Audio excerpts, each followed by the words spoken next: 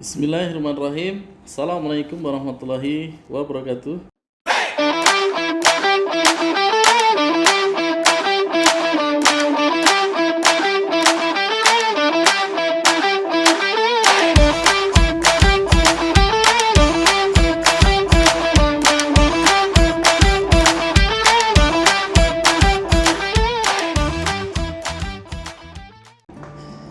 Alhamdulillah, jumpa lagi dengan saya di Hunian Impian.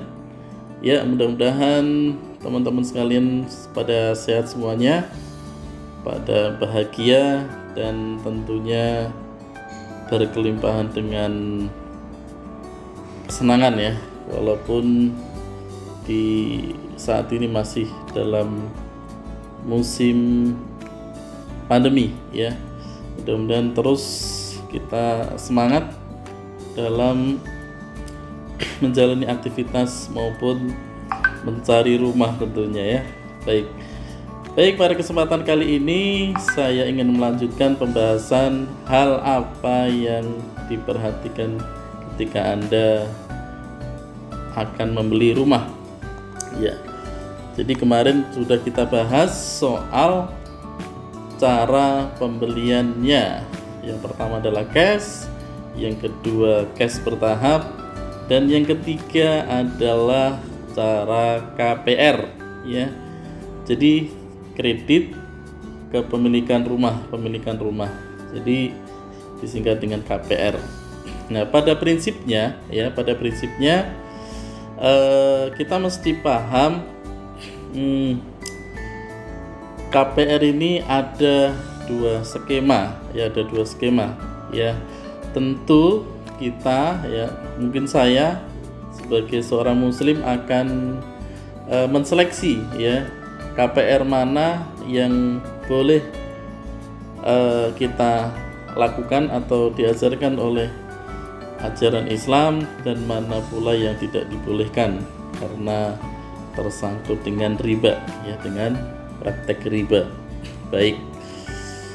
Jadi intinya ada KPR yang riba dan non riba. Ya, kita belum bicara kepada pihak siapa kita akan melakukan kredit.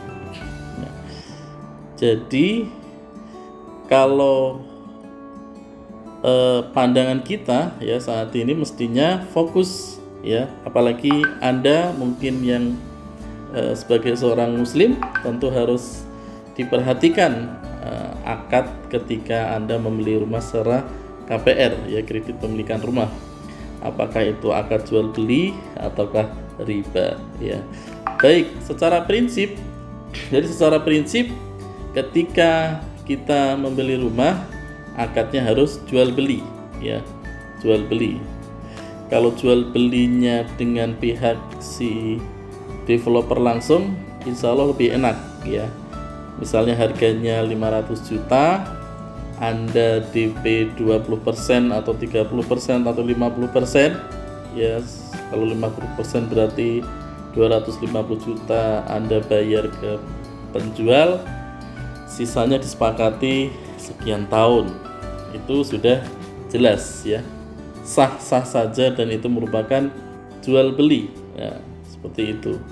Nah, masalahnya adalah ketika nanti kemudian ada pihak ketiga ya. Pihak pertama kan penjual, pihak kedua pembeli, dan ada pihak ketiga yang biasanya saat ini banyak diwakili oleh bank. Nah, kita harus jeli itu akad secara jual beli atau itu akadnya pinjam meminjam ya. Jadi ada dua. Kalau akad jual beli jelas nanti pada prinsipnya si bank itu membeli dulu rumah ke si developer ya, kemudian si bank kemudian menjual kembali ke pihak penjual. Ke pihak pembeli, itu Anda. Ya, jadi Anda datang ke developer ya, terus kemudian menyatakan minat ke bank ya. Kemudian bank beli dulu, misalnya rumah itu tadi seharga 500 juta ya, dibeli oleh bank.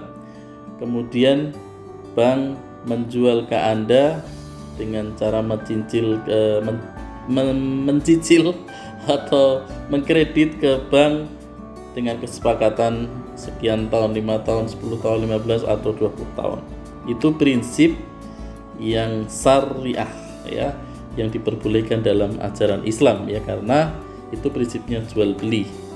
Nah, bedanya apa? Kalau riba lain ya. Kalau riba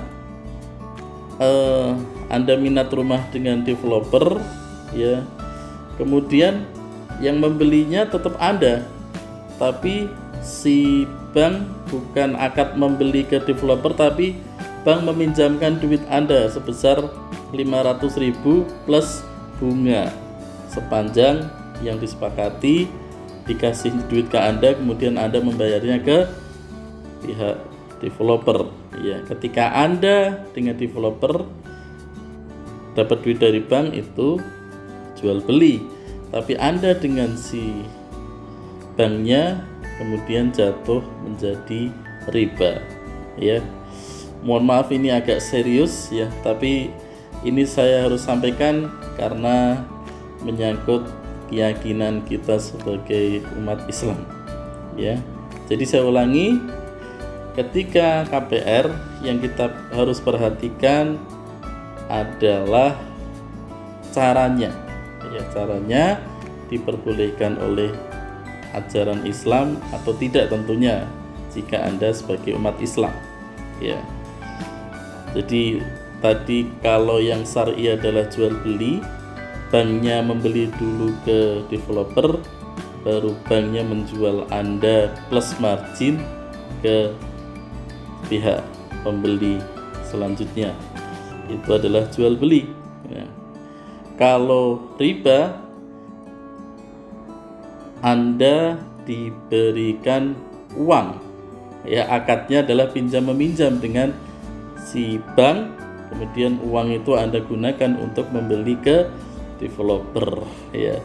Jadi itu secara prinsipnya ya. Nanti suatu saat di video selanjutnya kita akan bahas secara lebih mendetail. Jadi kalau terus apa dong bedanya? Ini pasti banyak yang tanya, bedanya apa dong bank syariah sama akad syariah banknya dengan akad konvennya? Orang sama-sama nyicil ya. Bahkan kalau bank syariah terkenal lebih mahal atau seperti apa, ribet dan sebagainya ya. Memang secara kelihatan visualnya ya sama-sama Anda mencicil atau mengkredit ya, mengkredit ke bank dengan sejumlah sekian, tapi berbeda cara ya. Sekali lagi berbeda cara ya. Begitu juga dengan, mohon maaf ini ya, orang berhubungan suami istri ya, ada yang halal, ada yang haram, nggak diperbolehkan ya. Sama-sama berhubungan suami istri ya, tapi akadnya berbeda. Ketika udah nikah menjadi halal, dan ketika belum nikah menjadi tidak diperbolehkan atau haram ya, walaupun sama-sama pada prakteknya juga berhubungan suami, berhubungan seksual ya. Jadi seperti itu. Jadi kita lihat akadnya.